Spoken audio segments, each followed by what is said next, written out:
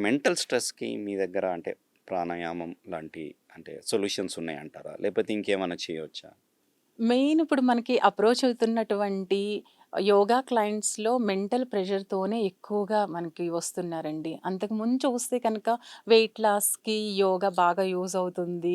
లేదంటే ఏదన్నా health problem వస్తేనే మనం యోగాకి రావాలి అనేటువంటి ఆస్పెక్ట్స్ అనేది ఎక్కువగా ఉండేవి.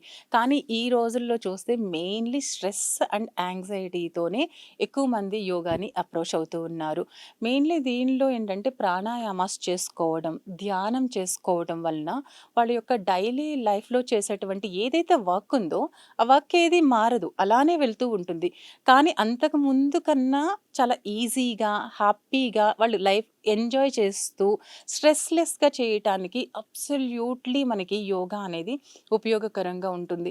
మెయిన్‌లీ మీరు చేసేటువంటి వర్క్‌లో ఒక 5 మినిట్స్ అలా బ్రేక్ తీసుకొని, చక్కగా డీప్ బ్రీతింగ్ తీసుకొని, స్లో ఎక్సేల్ చేసి, అలా ఐస్‌ని ఒక 2 మినిట్స్ వరకు అలా క్లోజ్ చేసుకునుంటే కనుక, మీ స్ట్రెస్ అక్కడ చక్కగా రిలీఫ్ అయిపోతుంది. నెక్స్ట్ మళ్ళీ మనం చేసేటువంటి వర్క్ కూడా ఎఫిషియెంట్ చాలా బాగా పెరుగుతుంది. మార్నింగ్ మీరు చేసేటువంటి ప్రాణాయామాస్ ఏవైతే ఉంటాయో, ధ్యానం ఏదైతే ఉంటుందో, ఈరోజు నా వర్క్ షెడ్యూల్ పిచ్చ పీక్‌గా ఉంది అన్నా కానీ, అక్కడ మీరు ఎలాంటి కోపం లేకోకుండా ఆ వర్క్‌ని ఈజీగా షెడ్యూల్ చేసుకోవటానికి మీరెక్కడ కూడా ఔట్ ఆఫ్ కంట్రోల్ కాకోకుండా చక్కగా మీ యొక్క ఫేస్ మీద అలా స్మైల్‌ని మెయింటైన్ చేస్తూ అన్ని వర్క్స్‌ని కూడా చాలా కూల్‌గా చేయటానికి మీరు మార్నింగ్ చేసేటువంటి ప్రాణాయామ అండ్ మెడిటేషన్ టెక్నిక్స్ అద్భుతంగా వర్క్ అవుతాయి.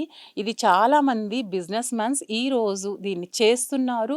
దీన్ని సక్సెస్‌గా వాళ్ళు చూస్తున్నారు. అండ్ మాకొచ్చేటువంటి రిజల్ట్‌లో కూడా వాళ్ళు చాలా హ్యాపీగా దీన్ని మాకు షేర్ చేసినప్పుడు మాకు చాలా హ్యాపీగా అనిపిస్తుంది.